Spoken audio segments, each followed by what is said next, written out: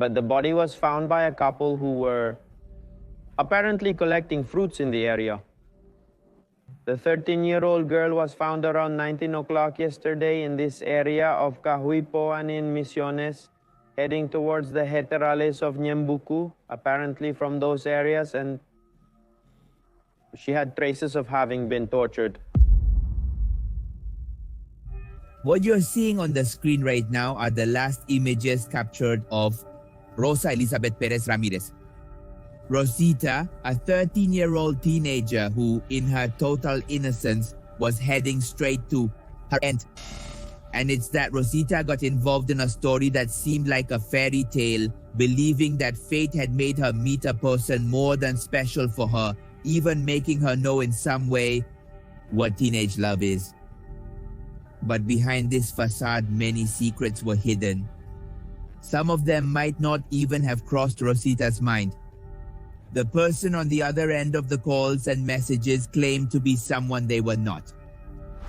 Not only did he lie about his age, but about everything he had told the young woman who, in an act of blind trust, ended up walking with complete certainty towards her own end. And this is the case of Rosa Elizabeth Pérez Ramírez, a girl who suffered totally regrettable aberrations where they include satanic rituals, jealousy, envy, lies, and questions that we are going to try to answer in the course of this video. That's why the prosecutor holds this theory that he supposedly committed this homicide as a promise because he had it stuck, as can also be seen in one of the support images we have, the image of Saint Death for 100,000 Guaranese bill.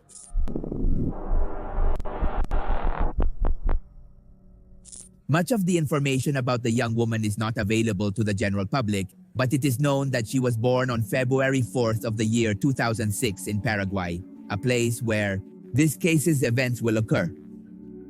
She and her family lived in the city of Valenzuela in the Cordillera department. Her family included her mother and siblings. Rosita was a very good student and had exemplary school behavior, which on several occasions allowed her to obtain both family and academic awards throughout her life as a student. In the year 2019, taking advantage of the fact that her efforts had paid off and she had managed to pass the year without failing any subject, her mother allowed her to take a trip to the capital to spend the summer with her older brother Clodelino, who had a house in Asuncion. Rosita had eagerly awaited this moment, as it would be the first time she could leave the city where she was born and raised. So on the trip to Asuncion, the girl told her brother that one of her schoolmates would also be in the capital, specifically in the Obrero neighborhood, and that she had invited her to spend a day at her house since they had a pool they could enjoy. Like any responsible adult, Clodelino reacted negatively to his little sister's request. It was a situation delicate, hard to access. He didn't know either the teenager's companion or his family. So the question here is, how could he let her go alone? The answer was clearly no. Rosita obviously didn't take it well and remained in a bad mood as she felt her brother was being too strict with her. What became of those unrestricted parent-free vacations? It's what this girl was wondering. She wept on the couch for my sister. I reprimanded her, felt upset, and considered giving her permission, since she insisted so much. I called my sister here to find out if she was really her companion and if she has a home here. I know this sounds strange, but that's how Clodelino told it later in an interview with a media outlet. As you can tell, a bit moved and at the same time indecisive, Clodelino decided to call his mother to ask for advice. What should he do? Was it wise to investigate by calling his friend's house? His mother didn't provide a helpful answer to this mystery and informed him that Rosita was now his responsibility and she wouldn't interfere in his decisions anymore.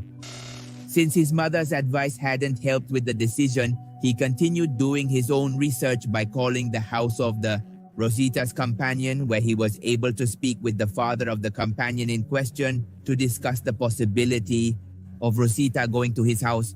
The man was very kind, seemed serious and responsible, and assured Clodelino that for his peace of mind, he himself would send his eldest daughter to fetch Rosita to accompany her, and that she would leave Asuncion on the 11th of December of the year 2, with more doubts than certainties, Claudelino made the decision to allow his younger sister to go to his companion's house. Rosita's joy was evident. She had made a 180-degree turn compared to how she felt before. So they coordinated for the girl to be able to leave Asuncion on the 11th of December of the year 2019 at noon. That day, a young woman named Luana showed up at her door, claiming to be the older sister of Rosita's companion. In this way, both young women left Claudelino's house and headed towards the working-class neighborhood, the young man still with many doubts, his sister full of hope, and unfortunately, that would be the last time they would see Rosita alive. The brother was clearly not at ease. The hours, unfortunately on December 13, 2 days after the notification. The next day, still without news, the young man decided not to let any more time pass and went to the police station to report his sister as missing. He also began to search for her in all the nearby areas, asking his neighbors for help and not letting too much time pass. Unfortunately, on December 13th, 2 days after Rosita was last seen alive, a macabre discovery was made at a company in Santiago, Misiones. Local residents found the lifeless body of a young woman in a forested area who was possibly there, just 13 years old. The authorities confirmed that her body had been found abandoned in a thicket, and according to the coroner, there are traces that the girl had been a victim of sexual abuse. Thus, the hours passed and the worst ending was confirmed. The body identified as that of Rosita, who was only 13 years old. The authorities assured that the young girl was not from the area and made a public request for her family to come to the hospital morgue. The doctor in charge of the autopsy assured that the victim showed signs of violence and possible intimate abuse. The cause of her death had been asphyxiation with predominant injuries to the neck, which almost certainly meant that the person who had taken her life had applied extreme pressure to her airways. The report also revealed that the state of the body barely decomposing suggested that it had been at the discovery site for approximately 24 hours. To reach them, the investigation began days after the body was found. The first step was to investigate all the cameras of security that were found near Claudelino's house. An extremely important piece of information was to determine the identity of the woman who took Rosita, the supposed sister of her companion, who said her name was Luana. At least that way they would have a clue about where to find the main culprit. On the other hand, the investigators had to go through a rather tedious point in the search, reviewing the young woman's phone records. She didn't have a personal phone, so to communicate with her friends and close ones, she used the landline phones of different family members. Likewise, the first hypothesis emerged quickly. The investigators' belief was that someone had contacted the teenager through social media and she had fallen for these deceptions, a hypothesis that would soon be fully confirmed. Thus, after 2 weeks of investigation, on the night of December 28th, the officers made the first arrests in the case. These were two people, a man and a woman, identified as the alleged perpetrators of the case. The man was identified as Juan Carlos Gomez Valenzuela, 53 years old. Claimed to be a plumber, and was a resident of the city of Coronel Bogado in the department of Itapúa. Valenzuela had one of his victims. On the other hand, the woman did not have him previously linked with crimes such as robbery and aggravated theft, violation of parental authority, among other cases that we will talk about later. But he had been indeed in prison for a case similar to Rosita's, in which he had not ended up taking the life of his victim. On the other hand, the woman had no criminal record. Her name was Susana Belen Arzamendia, 25 years old, resident of Encarnacion, capital of the department of Itapúa. Susana had posed as Luana when she went to the house of Claudelino to look for Rosita, and is the woman who appears in the security camera accompanying the teenager as they leave the residence. at exactly 13:54 minutes, we are seeing that this image was recorded. On December 11th at 13 and 54 minutes. Rosita from Asuncion picks him up. Who picks her up? Not the one from the public ministry? Susana Belén Arzanella. The surprising thing was that it wasn't about anyone's sister, but about the partner of the main suspect. Once both were at the mercy of the officers, it was time to testify. Their words turned into a kind of crossfire in which both decided to attack the other. According to Susana, the man was responsible for ending the teenager's life as a sacrifice to the Holy Death or to the San La Muerte, a saint highly venerated in Paraguay. Apparently, the man needed the victim for the upcoming Friday the 13th, and Rosita's presence had come at the right time. However, Juan Carlos's account differed. The one who had stained her hands with the crime was Susana, who was jealous of the teenager and decided to take matters into her own hands. The investigation continued its course, and soon the officers realized that Rosita was not the first victim of this duo, but rather everything. Contrary, Gomez Valenzuela had been interacting with women for several years, whom he mistreated and compelled into the oldest profession. This was later reinforced by the testimonies of victims who were able to speak about the ordeal they went through with this man. One of them was held captive for 2 weeks and was only able to escape when the couple left the house with the help of neighbors. The second testimony they received was from a woman who claimed that she was also forced to sell illicit substances. On the other hand, as it came to be known, the couple lived in rental rooms or inns, and it is suspected that the way they financed their lifestyle was through telephone scams. Based on all this research then, the officers were able to reconstruct the last minutes of Rosita's life and the way she lost her life. In the case's initial press conference, the officers could share with different media outlets extremely important information that shed light on the origin of the events and ended up confirming the suspicion of the first and ultimately only hypothesis. The situation dated back 8 months and began with a prank by Rosita's schoolmates.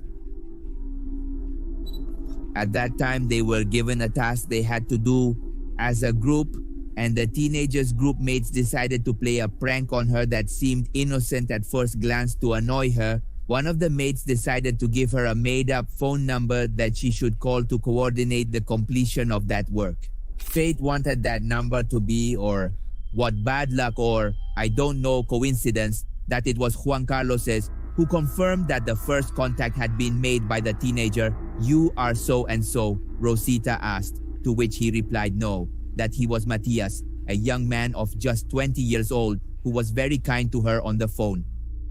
At that moment then, the contact between them both began. WhatsApp messages, calls, and over time they became more frequent. The next step was to add each other on social networks. Valenzuela with a fake profile. They exchanged over 500 conversations, and in almost all of them, Matias began to have feelings for the supposed young man. They located via phone to the minor. They began to contact her constantly. We have the records, for example, of the last 3 months. And from just one number of the several they used, there are more than 500 contacts. According to the researchers, both exchanged more than 500 conversations, and in almost all of them, Matias, in quotes, tried to persuade the teenager to meet. That's how the months went by, and Valenzuela found out that Rosita planned to spend the summer vacation away from her home. It was the perfect opportunity to convince her to lie to her brother so they could meet. And that was the moment when they both designed the plan in which Rosita would try to convince her brother to let her go to her friend's house, in quotes friend, where she would meet with other friends and spend the day together. As you know, everything was clearly a lie. So we go back to December 11th when the supposed Luana showed up at the door of the Claudio Lino's house and took Rosita, who was supposedly going to meet her virtual boyfriend Matias. Both Rosita and Susana boarded a bus that took them to the omnibus terminal, where they would take a transport that took them to San Juan Bautista in Misiones, where they had agreed to meet with Matias. It was around 8 in the evening when they arrived at the site where Matias, or well, Valenzuela, was waiting for them. As soon as he made contact with the teenager, he introduced himself as Matias's father, and that night they spent in a modest rental room. But where was Matias supposedly the next day? Then they could see him was what they told the girl like that. In the morning, they set out in search of a means of transportation to get away from the place where they had spent the night. The plan was to travel by public transportation or to hitchhike. They finally made part of the journey by bus to the crossing to Yolas, and from there they hitchhiked or asked for a ride so that a car from a transportation company would take them to Santiago. They stopped unexpectedly, and the man told Rosita that Matias was waiting for her at the ranch they would have to walk to. She followed him, ready to meet the boy afterwards, after such a long time. They went down a path that went deep into some bushes. According to Valenzuela, the path would be shorter through this place, but the moment of the encounter never came. Both decided to rest a bit in a place hidden among trees, and that's where Valenzuela attacked his victim. Susana could only add to the narrative that she did not participate in these attacks. She only watched from afar as her partner took the life of this innocent girl, but she did not want to get involved in any way. Among the theories that were circulating when the investigation began, there was also talk of the possibility that the girl had been kidnapped for the purpose of sexual exploitation, resulting in an alleged case of femicide. But thanks to the progress of the investigation, this line was concluded as they did not find enough evidence to match such a hypothesis. Supporting their accusations, which involve the possibility of satanic rituals. Element that can support that. It could also be some type of recruitment for other jobs, either as use of transport of some illicit merchandise. This was compounded by the accusation made by Susana that made the investigation take a turn, especially when they found evidence that supported her accusations, which involved the possibility of satanic rituals. The prosecutor in charge of the investigation assured that within the searches of the spaces where she lived with her romantic partner Valenzuela, multiple satanic images were found among her belongings. Based on the statements, we were also able to collect the man practices dark arts, and when the date of Friday the 13th comes, for example, they had to fulfill a pact, a promise made to what they call a saint to saint death, and it was in that context that they killed the minor. This was added to the fact that the case had occurred days before a Friday the 13th, so he allegedly committed this homicide as a promise because black magic rituals needed to have a sacrifice to present to Saint Death, the saint whom the accused venerated. Why does this man allegedly believe, and he says that he is supposedly the devil's chosen one? Because he was born on May 6, 1976. The 666 supposedly is a sign for him. And also about Friday the 13th, the Friday the 13th when the body of the Seatles was precisely counted. That way, The prosecutor holds this theory that allegedly he committed this murder as a promise because he had stuck, as can also be seen in one of the support images we have, the image of Saint Death for 100,000 Guarani bill. The day after being arrested, Juan Carlos and Susana were charged with intentional and aggravated homicide, crimes that until that moment could generate sentences of between 5 and 30 years each. Preventive detention was sought for both defendants as a precaution. Both the family and the rest of the decisions taken in this case were kept away from the public eye, so it was also unknown whether a funeral or a service would be held where people could come to honor and say goodbye to her, but also to demand justice and answers. The community in general did not want to miss the opportunity to pay their respects in the face of such injustice. That's why in early January of the year 2020, the mothers in the area organized to prepare a small memorial for Rosita. Not only so that everyone could honor her and say goodbye, but also to demand justice and answers. from the authorities in charge of the case.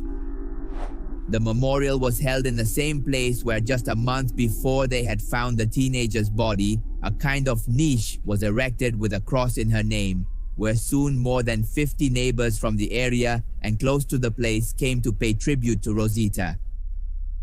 At the same time, it was not long before people began to call the young woman as Rosita from afar and almost began to venerate her, as she became the closest thing to a local saint to whom the locals began to pray, trusting that she would protect them. In December of the year 2022, it was announced that Juan Carlos Gomez Valenzuela, 56 years old at the time of being judged, was sentenced to 30 years in prison plus another 5 years as a security measure. While Susana Belen, 27 years old at the time, was sentenced to 28 years for being an accomplice to Rosita's crime in the year 2019. The man was tried as the author of the crime and his partner as a co-author, even having assured that she stayed away from the crime and only watched as her partner carried out the act. While the investigation concluded that the teenager had been or had suffered, they had cut off her breath and had taken advantage of her intimately. It could not be determined if the intimate assault had been before her death or after, so the final charge was for aggravated intentional homicide. Valenzuela at no time showed remorse for what he did, and until this moment it could not be known for sure if the crime was really a sacrifice to heal death or a femicide. Cases like this unfortunately happen all the time, and that's why it's so important to consider the possibility of educating ourselves and teaching the younger ones about what they do on the internet or who they talk to.